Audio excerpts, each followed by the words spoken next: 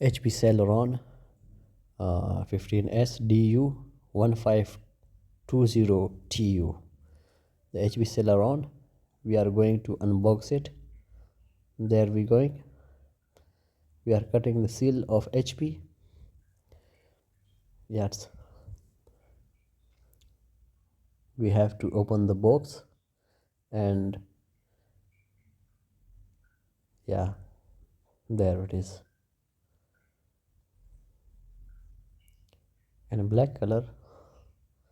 We have to put this off like this and after this we will be remove the another seal of HP. We have to use the blade to open it. Yeah, where is blade? There it is, like this. Carefully we have to cut and we have to put this off. Yeah, very nice looking laptop. Yeah, so cool. Very nice, looking very good. So this is the HP Celaron.